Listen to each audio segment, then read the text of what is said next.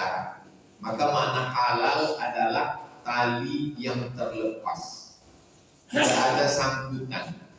Bahasa gaulnya plong, tak ada beban. Jadi orang yang bekerja halal, berpikir halal, makanannya halal, maka tak ada sangkutan dalam hatinya. Sultan diangkat oleh, tidak dipilih rakyat secara umum, tapi ada orang-orang khusus. Orang khusus itu dalam fikih siasat disebut dengan ahlul halli wal aqdi.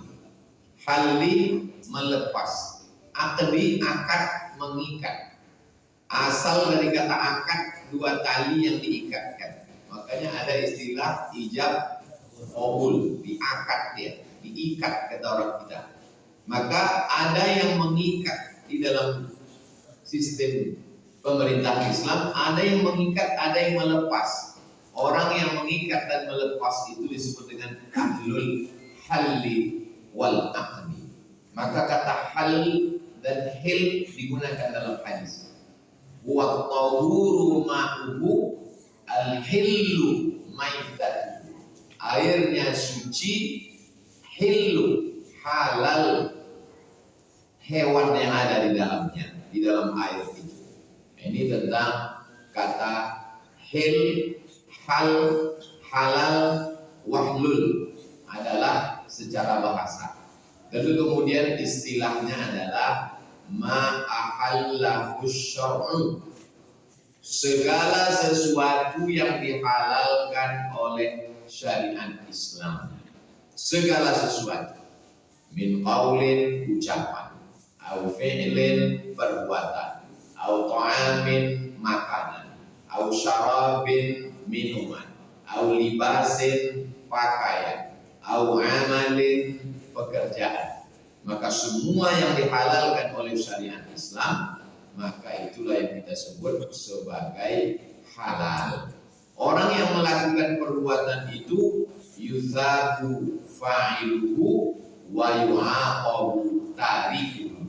Yang melakukannya dibalas pahala, sedangkan orang yang meninggalkannya maka yu'aqabu, dia dihukum sesuai dengan hukum yang ditetapkan oleh syariat Islam. Ini pembahasan pertama, yaitu definisi.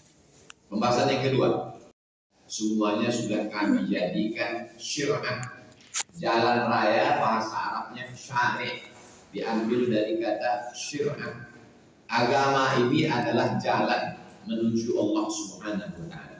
Satu-satunya jalan yang menyampaikan kepada Allah, inna dina indallahil Islam. La tatabi'us subula, jangan ikut jalan-jalan yang bercabang-cabang. Fatafarraqa bikum an sabili, maka kamu akan berpecah belah, bercerai-berai dari jalan Allah Subhanahu wa ta'ala. Yang halal ma ahallahu syar'u, yang haram ma harramahu syar'u.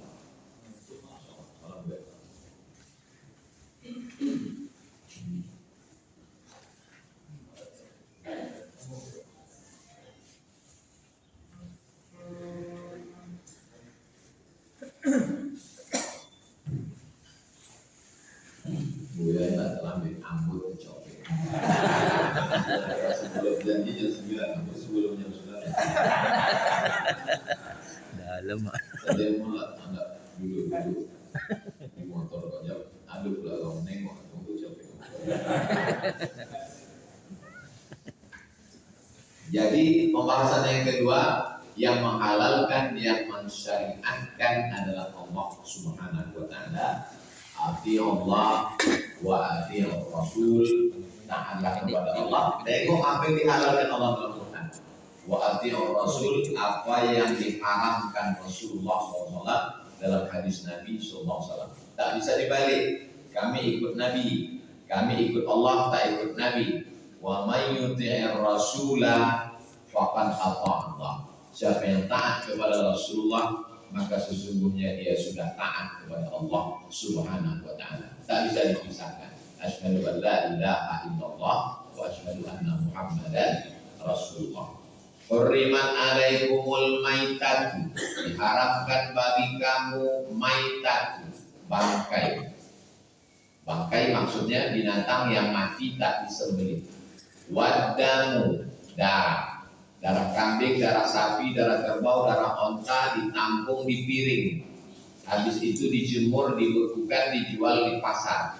Waktu saya zaman kecil dulu pernah menengok itu di pasar, disebut orang namanya hati leher, ditojo. Walahmul khinzir, daging babi. Apakah hanya dagingnya saja? Bagaimana dengan lemaknya, tulangnya? Maka di situ disebutkan yang terbesar untuk menunjukkan yang kecil juga ikut. Maka disebut Syekh Ahmad Khatib Al-Minkabawi, Syekh Ahmad Khatib Al-Jawi. Padahal dia orang Minangkabau. Kenapa disebut Al-Jawi? Menyebutkan mayoritas, maka sudah di situ masuk yang minoritas. Nama istilahnya dalam bahasa zikrul ghalabah. Ghalabah mayoritas. Maka disebut di situ walahmul khinzir. Dulu ada senior Ambo di Kusuludin ingin menulis tentang masalah babi. Akhirnya tidak jadi nulis. Kata Ambo, ada orang spesialis tafsir. Pasnya datang, siapa tuh? Doktor tafsir. Ada orang spesialis hadis, doktor hadis. Deko apa? Kalau datang siapa tuh? Doktor babi. Ada orang mengatakan yang haram itu dagingnya. Kalau katup jantungnya, ada orang di Pekanbaru ini memakai katup jantung babi. Karena ternyata yang paling dekat dia dengan tubuh manusia di antara binatang ini adalah babi, mendekati. Kata dokter, kita bicara masalah itu, man takallama fi ghairi fannihi ata bil ajaib. Siapa bicara bukan pada bidangnya, bicaranya ajaib-ajaib. Tanduk sembelih, itu tidak halal, haram. Wa ma akalas sabu'un, diterkam oleh binatang buas.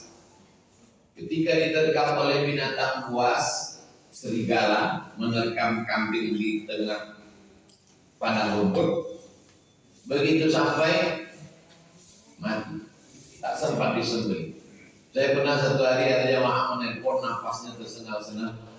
Assalamualaikum Ustaz. Waalaikumsalam. Iko ya, kami di tepi jalan ada kambing nggak mati, baru ditabrak terus. Belum mati belum. Boleh gitu. Sudah telepon bahwa mau bikin kambing siapa? Itulah awak dengan emosi. Jadi hati-hati bisa awak berjumpa. Ya, jadi dia mungkin mengawama adalah samun yang diterkam binatang buas. Ini binatang buas tak ada. Ubah binatang buas itu jadi tronton. Jadi sapi, kambing, apalagi kelawak naik mobil arah ke Kuantan, lalu Kuantan naik banyak sapi, tabrak, belum sampai mati. Nah, wa ma zubiha 'ala nusubi, binatang yang disembelih untuk berhala, untuk pohon rindang, untuk hantu jembalang tanah, untuk mencegah angin puting beliung, bampo, maka ini semua adalah yang diharamkan. Ini secara jelas yang tidak ada takwilnya sama sekali, tidak bisa. Tapi ada modelnya yang bersifat umum. Wa yuhillu lahumut thayyibat, dihalalkan bagi mereka semua yang suci-suci. Wa yuharrimu 'alaihimul khaba'is, diharamkan bagi mereka yang menjijikkan. Ini nanti kita bahas dalam pembahasan yang ketiga tentang masalah khilafiyah, tentang yang haram. Adapun ini jelas. Lalu kemudian dalam hadis naha Rasulullah sallallahu alaihi wasallam an kulli dhinabin minas sibah. Rasul SAW melarang semua binabin yang bertaring. Minasiba, binatang buas. Ini anak-anak tajam gitu. Tidak jadi orang nikah. Mungkin lebih kamu tengok bertaring dulu. Nggak boleh itu bilang buas.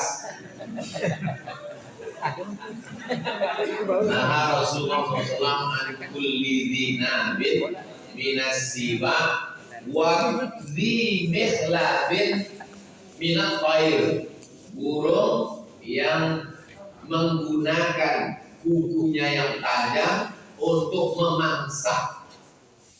Karena merpati pun ujungnya tajam juga, kuku juga, tapi tidak dipakai untuk memangsa. Merpati memakan dengan paruhnya. Sedangkan yang dimaksud tadi adalah burung raja wali, burung elang, burung hantu. Maka ini termasuk dalam dia tak bertaring, tapi mikhlabin, dia terbang menangkap mangsanya, apakah puyuh, apakah ular, apakah tikus. Itu yang. Jadi nanti kalau dikatakan burung yang bercakar, semua burung bercakar. Kok burung kok bercakar? Mana ada burung tak bercakar? Maksudnya adalah yang menggunakan cengkraman cakarnya untuk memangsa. Kalau tidak untuk memangsa, maka dia tidak haram. Ini tentang. Kemudian yang pembahasan yang ketiga adalah ada yang haram aini bendanya, ada yang haram makna. Yang aini tadi, anjing, babi. Idza walawal kalbu fi inadi ahadikum. Kalau datang anjing menjilat bejana tempat air minum kamu, wa ahriku, tumpahkanlah semuanya. Setelah itu basuhlah bejana tadi dengan air 7 kali, salah satunya dengan air tanah. Air liurnya saja begitu, apalagi dagingnya, apalagi tulangnya, sumsumnya, darahnya, maka dia termasuk najis mughallaq, bendanya. Quriman alaikumul maitat wa dam wa lahmul khinzir. Jelas, tak ada takwil. Khinzir tak bisa ditakwilkan. Kenapa kalian makan babi? Dalam Quran kan haram babi. Yang haram itu babi hutan. Kalau babi putih kok halal. Tidak bisa ditakwilkan. Tapi ada yang haram itu bukan aini, tapi makna. Makna airnya halal. Dalam hal daging kambing halal, tapi maknawinya dia haram karena dibeli dengan cara tipu. Wailul lil mutaffifin, celakalah orang yang curang dalam timbangan. Alladzina idza talu 'alan nas yastawfun, kalau dia menjadi pembeli, konsumen, yastawfun, dia minta penuh. Wa idza kaluhum aw wazanuhum yuhsirun, tapi kalau dia yang menimbang dikurang. Makanya di zaman dulu belum ada timbangan, mereka menjual pakai mut. Jadi mut itu di bawahnya itu dibuat lunak. Kalau dia belanja ke pasar, tokonya dari dalam supaya turun ke bawah berat. Tapi kalau yang menjual, maka tokonya turun. Begitu cara mereka curang teman. Orang zaman sekarang otaknya sama, zamannya berbeda, lebih canggih. Dia tidak pakai mut, timbangan tulis teh. Minyak tertulis di situ 10 liter, setelah ditimbang rumah kos 9,5. Maka orang yang belanja yang matanya tajam, pertahankan. Ada jenis-jenis perempuan dia baca Quran tidak bisa nampak, tapi kalau di pasar nampak ada. Itu elok dipertahankan itu, menyelamatkan orang dari makan haram. Mana wasyana rish itu Nabi SAW masuk ke dalam pasar.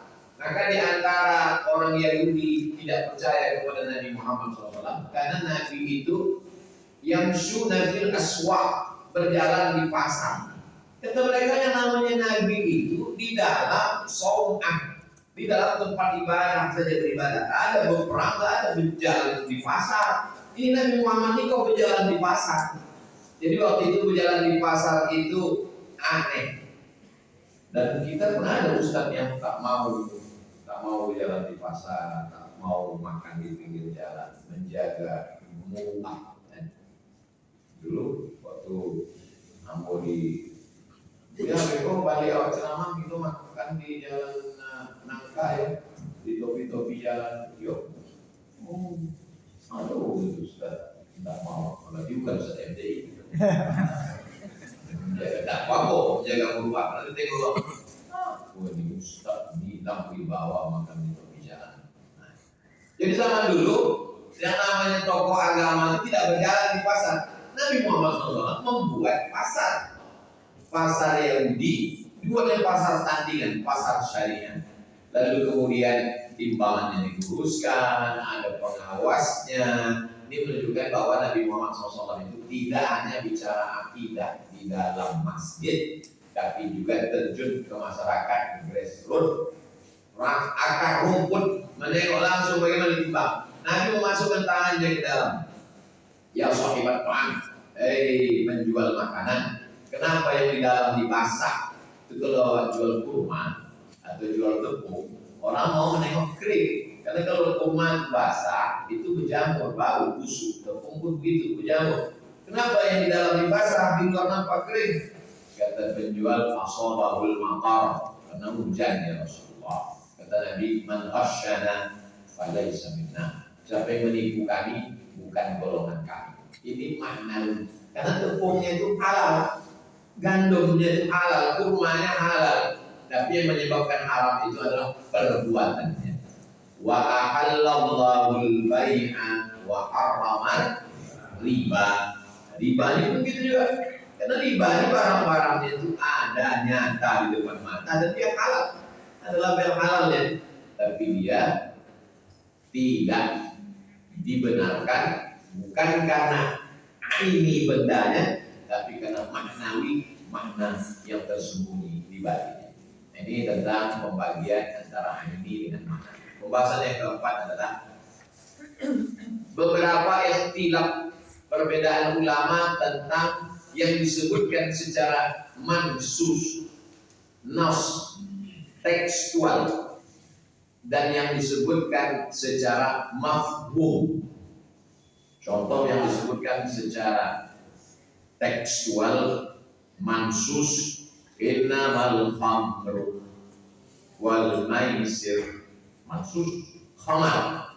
Khamar itu adalah anggur yang digiling, anggur segala anggur busuk, anggur sampah, anggur dipijat-pijat, lalu kemudian disaring, dimasukkan ke dalam botol, ditutup botolnya selama seminggu, berbuih dia, yang disebut dengan proses fermentasi, maka muncul zat baru di dalamnya yang disebut dengan metanol, atau kita menyebutnya alkohol, bukan bahasa Arab. Yang pakai alkohol, alpukat, almari. Lalu kemudian itu yang disebut dengan khamar. Nah, yang mansuskan khamar, lalu bagaimana dengan ganja? Bagaimana dengan morfin? Bagaimana dengan sabu-sabu? Bagaimana dengan tau? Bagaimana dengan mix? Bagaimana dengan kasbok? Bagaimana dengan vodka? Tapi juga kalau ceramah jangan sampai katanya kalau memakai saling biar deh, belum hijrah. Jadi ternyata kalau awak awak blender, awak biarkan selama seminggu, itu akan lewat. Dan yang alkoholnya itu paling tinggi 20%. Kalau lebih dari 20%, maka awak bukan mabuk tapi mati. Gua mau pergi ke mall, mau tengok. Oh, 1%. Oh, 5%. Oh, paling tinggi yang kau 5%, 6%. Lalu 20%. Orang tidak punya duit tapi ingin jual. Maka diborilah kopi dituang spiritus. Tak sesuai kadar. Itu disebut dengan khamar miras oplosan. Karena dia tak ada kadar asal campurnya minum. Mabuk. Tidak mabuk, nyungsep. Gitu orang Jakarta langsung masuk ke balik. Spiritus dulu kan dulu itu lampu strong. Yang lifil kubur kawalil hamid, mendidih di dalam jantung seperti mendidihnya api neraka.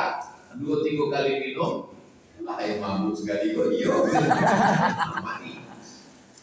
Kalau orang paling rugi dunia sengsara, akhirat neraka jahanam. Mati dalam keadaan mabuk. La yazni zani hina yazni wa huwa mu'min.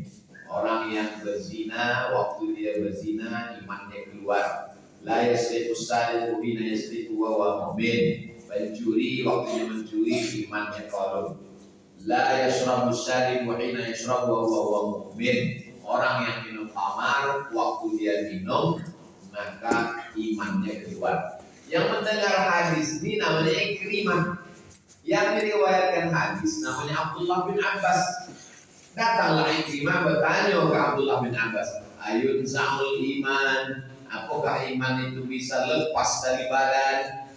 Kata Abdullah bin Abbas, tidak dijawabnya pakai lisan, dijawabnya pakai bahasa tubuh, body language. Hakadha yunza'ul iman. Beginilah iman itu lepas dari badan. Wasyabbaka baina asabihi, dijalinkannya jari jemarinya. Hakadha yunza'ul iman. Beginilah iman itu lepas dari badan. Hina taba, ketika orang itu bertaubat, ada astagfirullahaladzim, ada masuk ke iman. Apakah yang minum spiritus tadi sampai imannya balik atau tidak? Betapa mengerikannya mati dalam keadaan minum khamar. Khamarnya mansus secara nas, khamar cairan anggur tadi. Tapi bagaimana dengan ganja? Bagaimana dengan narkoba? Itu mafhum pemahamannya. Itulah yang disebut dengan Quran, hadis, ijma, qiyas. Qiyas artinya ukuran. Qiyas itu artinya ukuran. Ambo ingin membolikan Ustadz Asrori baju misalnya, tapi Ambo soalkan bertanya ukuran dunia apa? Maka Ambo cari keluarga Ambo, uang dompet rumah Ambo yang agak-agak sanggup badan. Lalu Ambo pakai ukuran inyo untuk mengukur baju. Itu disebut dengan kias. Asal kata kias itu artinya ukuran. Menetapkan sesuatu yang belum ada hukumnya kepada sesuatu yang sudah ada hukumnya dengan melihat titik persamaan antara keduanya. Itulah keluar hukum kias. Menetapkan sesuatu yang belum ada hukumnya, ganja, dengan sesuatu yang sudah ada hukumnya, khamar, cairan anggur. Dengan melihat titik persamaan antara keduanya, sama-sama memabukkan. Lalu kemudian nira, aku suka dia. Nira boleh jalan Antua. Sampai tidak boleh suruh pintunya dan pintuan gratis. Tapi nira kalau dikasih ragi, dibiarkan berproses fermentasi berubah menjadi tua. Maka muncul zat baru di dalam nira tadi yang disebut dengan alkohol. Itulah yang haram itu. Lalu kemudian dipakai tua tadi untuk sebagai pengembang bolu. Karena bolu ini kalau hanya sekedar pakai mixer, kembangnya kurang. Kata ibu-ibu wisata kuliner. Bagaimana supaya bolu tadi mengembang renyah ya? Dimasukkan tua. Enak ya, yummy. Apa hukum tua ini? Kan tidak mabuk. Nah, itu selalu alasannya. Kan tidak mabuk. Ma'askara qaliluhu, ma'askara kathiruhu, wa qaliluhu haram. Kalau banyaknya membuat mabuk, maka sedikitnya pun haram. Jadi ternyata yang mereka sebut sebagai cuka rupanya bukan cuka, tapi adalah arak. Itu yang membuat makanan itu khususnya seafood. Nah, jadi kepiting, lalu kemudian udang, sotong, yang salah mau sampai siang-siang itu ternyata untuk menghilangkan amisnya dan membuat memicu harumnya dan lain sebagainya, tak mempan pakai bawang, dituangkan dalam arak putih. Nah, jadi kalau kita makan perlu kita tanya itu, karena makanan ini amat sangat mengerikan efeknya terhadap tubuh. Jadi dalam satu ayat pun bisa mengandung mansus dengan mafhum. Yang satu diharapkan secara nas tekstual, yang satu diharapkan secara pemahaman terhadap nas. Wa yuhillu lahumut thayyibat. Dihalalkan bagi mereka orang beriman itu yang baik-baik. Wa yuharrimu alaihimul khaba'is. Diharamkan bagi mereka yang menjijikkan. Menjijikkan bagi siapa? Turun hujan. Begitu turun hujan, lalu kemudian hidup lampu, laron. Laron itu bagi aku menjijikkan. Tapi bagi sebagian masyarakat disiapkannya topung, membuat peyek laron. Menurut jijik. Jadi ketika ayatnya sama, menjijikkan, jijik menurut siapa? Ambo dibawa masuk ke hutan kelelawar 2 jam berjalan masuk ke dalam, wah pula hujan nobe, hutan pula.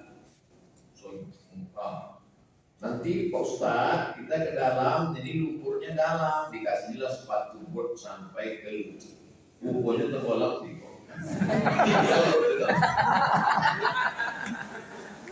hutan Nimbo. Menengok memanen lobak. Dipotong 50 meter naik kate, diambil tali pancing, lemparkan ke atas, baru naik tali turun bawah, ditarik naik kate. Di dalam sarang lebah itu ada anak-anak lebah. Uang tuh menengok anak lebah peniti. Oh enggak dipepes. Apa menengok anak lebah boleh? Enggak dipepes. Enak deh, kasih kelapa, kasih daun nama. Jijik menurut siapa? Maka dalam mazhab Syafi'i, jijik menurut orang Quraisy.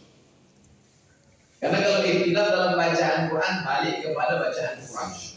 Al-A'immah bin Quraisy. Karena mayoritas waktu itu adalah Quraisy. Jadi kalau kata orang Quraisy ini jijik maka haram. Itu nanti yang menyebabkan ikhtilaf antara satu dengan lain. Berbicara itu haram. Itu yang satu lomah deh. Jadi itu letak perbedaan. Aku pun sampai di Maroko, dia jalan deh anak-anak senior yang lama, dingin loh, sampai bulan November, Desember begitu. Jalan tapi jalan, tolong jual pakai gerobak, pakai mangkuk, pakai kancing untuk mencungkil gorengan. Ayo, makan ini, tengok. Oh, direbus pakai daun jati, pakai lengkuas.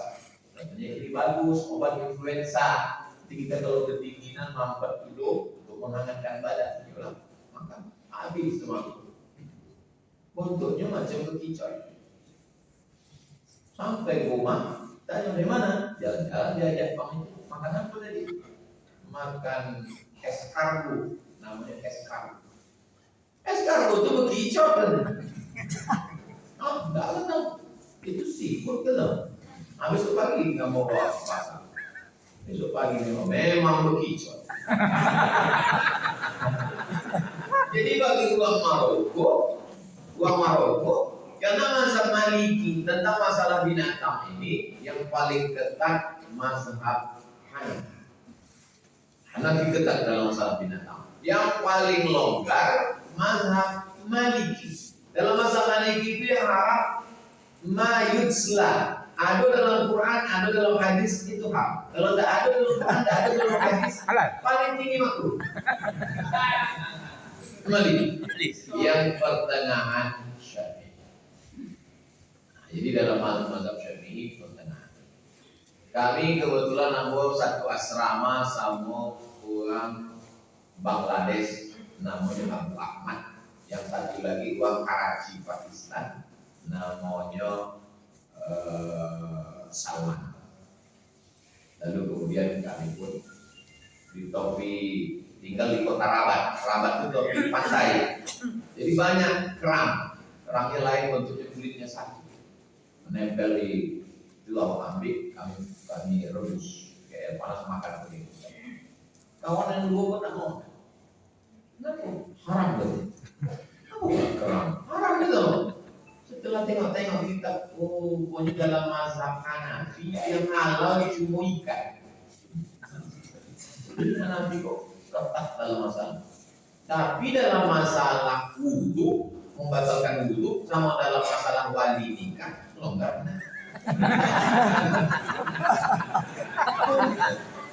Syafi'i pula ketat.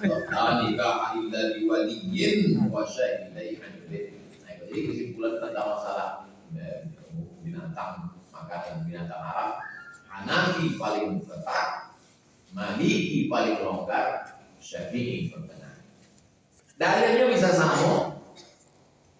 Wa uhilla lakum saydul bahri, dihalalkan bagi kamu binatang buruan di lautan. Di lautan maksudnya itu di air.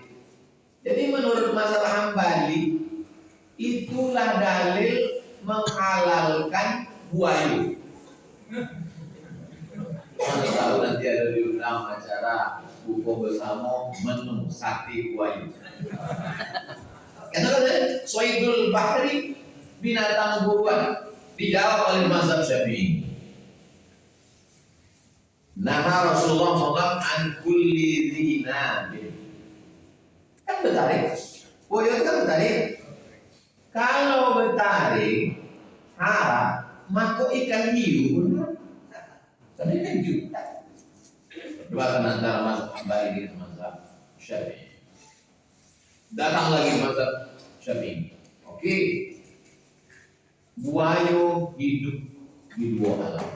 Nah, di situ mananya. Buaya kok bisa tahan, walaupun akhirnya dia akan masuk juga air. Walaupun ada juga buaya yang bertahan di darat.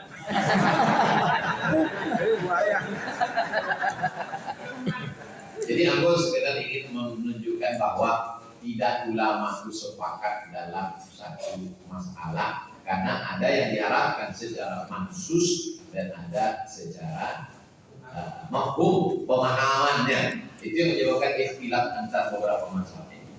Lalu kemudian pembahasan berikutnya, pembahasan yang kelima, yang terakhir, siapa yang punya otoritas untuk menghalalkan dan mengharamkan? Tiga. Ati Allah, wa ati Rasul, Rasulullah, wa ulil amri. Ulil amri, ada yang berpendapat ulil amri ulama, ada yang berpendapat ulil amri pemimpin. Pendapat yang mengatakan ulil amri ulama dan pemimpin tidak kontradiktif. Kesultanan Indragiri, tapi sultan mengaku tak paham agama. Aku memang sultan, tapi dalam masalah agama ini aku tak mampu. Maka ia mengangkat ulama sebagai mufti. Syekh Abdurrahman Siddiq, Tuan Guru Sapa, cicit dari Syekh Muhammad Arsyad Al-Banjari, 20 tahun menjadi mufti kerajaan Indragiri. Akhirnya mengundurkan diri, bukan dipecat, bukan meninggal. Tuan Guru Sapa mengundurkan diri karena sudah tak sanggup lagi, sudah tua dan banyak tamu. Lalu kemudian dia mengundurkan diri, 20 tahun jadi mufti, tak pernah mengambil gaji dari Kesultanan Indragiri. Tapi yang bagian gaji kok jangan disampaikan di zaman.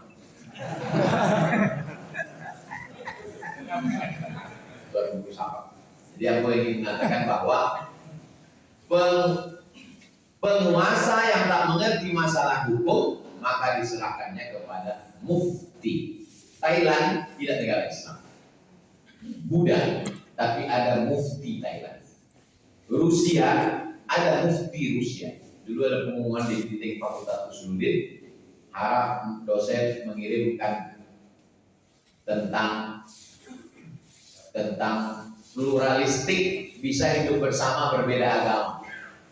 Nanti kalau yang lulus akan diundang seminar ke Rusia, undangan dari mufti Rusia. Jadi kita ini dulu kerajaan Siak Srindrapura, kerajaan Riau Lingga, kerajaan Pelalawan, kerajaan Kampar, dia punya mufti yang mengurus masalah agama. Mufti inilah yang memutuskan bilo puasa dan lain sebagainya. Ketika kesultanan-kesultanan ini menggabungkan diri dengan negara Kesatuan Republik Indonesia, antah kelupo tiba-tiba tak ada, tapi ada kementerian agama. La nikah illa biwaliyin, tidak boleh nikah kalau tidak ada wali. Siapa wali ini? Papua. Dari mana Papua bisa jadi wali? Ada anak perempuan ditemukan di dalam kardus, maka binti kardus. Siapa wali? Walinya adalah Papua. Dari mana bisa Papua jadi wali? Berdasarkan seminar 3 tahun berturut-turut pada masa Presiden Soekarno, maka ditetapkanlah Presiden Soekarno sebagai ulil amri ad-daruri bisyaukat. Maka Presiden Soekarno mengangkat Menteri Agama. Menteri Agama itu sebagai wali. Menteri Agama mengangkat Kanwil, kemudian mengangkat Kemenak kota, kabupaten, ujung-ujungnya adalah KUA. Maka tidak ada KUA di Indonesia perempuan. Kenapa? Karena cuma ada yang mau nikah. Nah, ini jadi kalau ditanya orang asal usul bagaimana ceritanya KUA bisa menjadi wali, bahwa itu berdasarkan historis yang panjang. Lalu kemudian otoritas ini pada zaman Buya Hamka dibentuk Majelis Ulama Indonesia, yang di dalam majelis itu perwakilan dari Nahdlatul Ulama, Persatuan Tanbiyah Islamiyah, Muhammadiyah, Persatuan Islam, Al-Jamiatul Wasliyah, Matla'ul Anwar. Maka itulah asal muasal awal label halal yang sekarang berpindah ke Kementerian Agama, karena ini tugas ulil amri.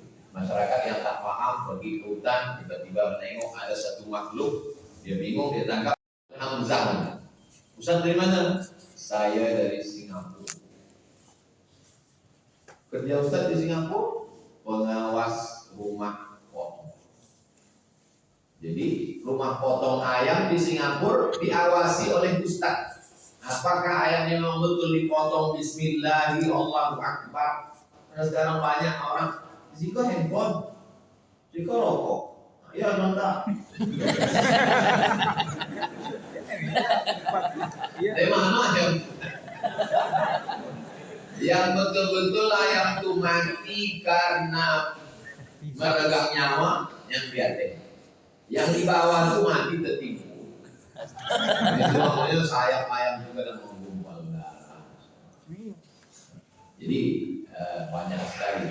Siapa yang bisa menyelesaikan itu, maka bisa dibentuk pengawas. Akhirnya dari Majelis Ulama Indonesia dulu datanglah ke Pasar Kodim. Datang ke Pasar Kodim, kami sebagai pengawas potong, mengamuk tukang potong ayam di Pasar Kodim. Kami sudah tahu memotong, pergi semua itu. Kenapa? Karena Majelis Ulama tidak punya kekuatan hukum. Mati ayam jantan itu satu, baru dapatnya ayam betina. Dimasukkan 2 ekor babi jantan ke dalam satu kandang babi betina. Dikodok sama-sama. Ternyata babi tak punya rasa cemburu. Babi itu dayus. Dan yang paling mengerikan, jadi yang tak ada rasa cemburu berarti yang siapa? Jadi kemana? Dan babi LGBT, babi bohong. Jadi bibit-bibit itulah memindah kepada makan. Kenapa kita dilarang memakan binabin? Karena nanti dia akan garam. Sifat makanan itu berpengaruh kepada badan. Cuma kalau suku-suku primitif yang memakan ciga, cingkuk, belum dimakan, itu dia lebih garam. Muftaris, buas. Sedangkan kita maka orang-orang yang vegetarian, vegetable, sayur, yang hanya makan sayur, itu tidak ada garam. Ada bapak-bapak yang nonton itu, kata bininya, Ambo nak pergi arisan, wajah dua anak pen lantai itu vegetarian.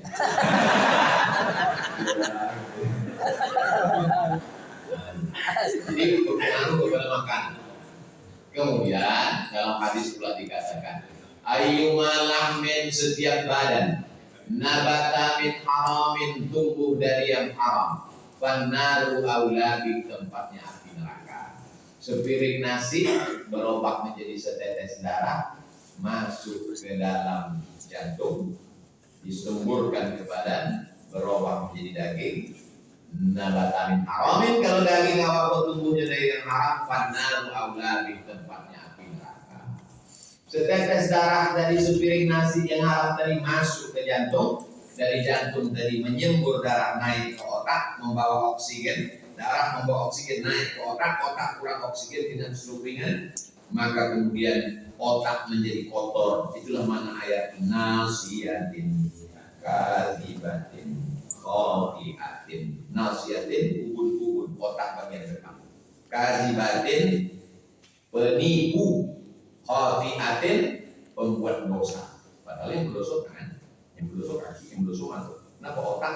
Karena darah dibawa dari jantung ke otak. Otak adalah yang merintahkan, kata otak.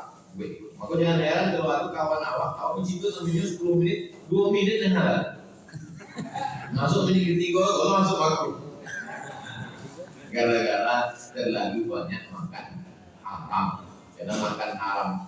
Jadi ada buya di Banten. Kalau masuk ke pesantren Inyo, mesti puasa seboleh hari minum air putih. Sahurnya air putih, bukonya air putih seboleh hari. Kalau tahan, baru jadi santri. Telah diperiksa. Untuk apa boleh? Rupanya untuk membunuh sodo yang haram-haram yang syubhat. Masih ada lagi, Ambol sampai gitu. Dan Ambol tak ngurus.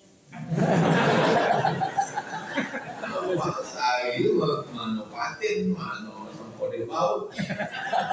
Itu membunuh sodo yang syubhat yang haram-haram. Jadi ada namanya Imam Ibrahim bin Adham. Imam Ibrahim bin Adham kok sholat maghribnya di Masjidil Haram, sholat isyaknya di Masjid Nabawi. Karomah wajib Allah. Malam itu tidak bisa. Udah bisa. Lampunya tuh mau. Udah bisa malam. Pokoknya tadi membeli kurma setumpuk kok biasanya 7. Setumpuk kurma kok biasanya 7. Pasti malam itu, pas siang itu dia membeli 8. Salah hitung uang yang menjual. Itu pun konen.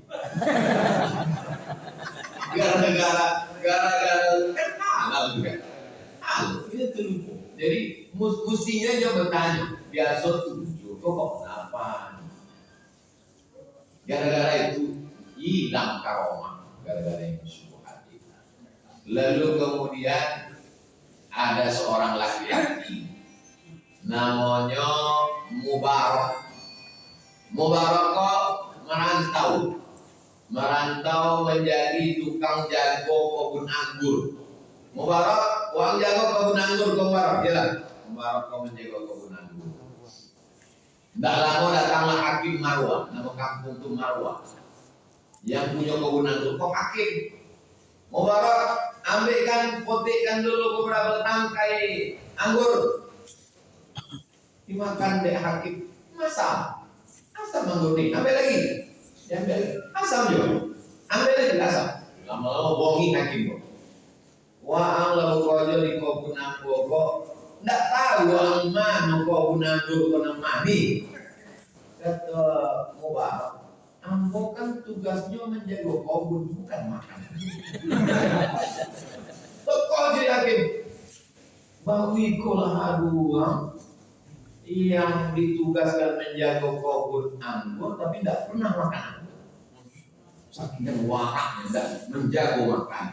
Maka kata Hakim Marwah, Ambo nikah kalau orang sama dengan dia.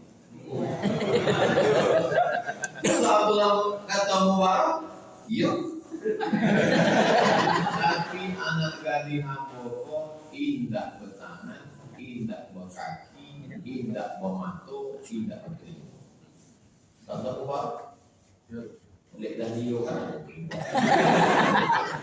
Zaman dulu nikah tidak bertengok-tengokan sebelum akad. Akad pun laki-laki lah, perempuan pun tidak. Kalau akad tu laki-laki sama wali, akad tidak ada perempuan. Tanyalah orang dulu. Kini baru perempuan betul lah. Bukannya. Jadi sesudah malam itu ditengoknya lah bininya tadi. Kata Hakim Marwah, anak Ambo koi tidak berkaki sebab tidak pernah Ambo izinkan yang melangkah ke topik yang haram. Tidak bertangan sebabnya tidak pernah menyentuh yang haram. Tidak memantau sebab mantaunya tidak pernah menengok yang haram. Ambo tunggu orang yang menjaga diri dari yang syubhat, maka engkaulah orang. Artinya apa? Kalau sudah jodoh tak kemana, kabar gembira untuk yang jodoh. Akhirnya waktu nikah lah, Mubarak tadi lahirlah anak, itulah dia ahli hadis namanya Al-Imam Abdullah bin Mubarak yang lebih tua daripada Imam Syafi'i. Jadi apa? Kalau jago makan halal awak, maka Allah jago pula anak keturunan awak dari yang halal. Oke, 50 menit dari jam 9 ini jam 10. Tahu siang malam Ramadan? Dari yang aku sampaikan tadi diperas, ambil sari pagi. Yang ujung tadi aja pun dibahas gitu. Jadi yang mau sampaikan tadi boleh diambil dari yang awal, boleh di tengah, boleh. Itulah agaknya yang bisa aku sampaikan tentang judul hari ini. Mudah-mudahan bermanfaat. Mengenai kepada buya-buya, ibu-ibu, ustazah-ustazah. Assalamualaikum warahmatullahi wabarakatuh.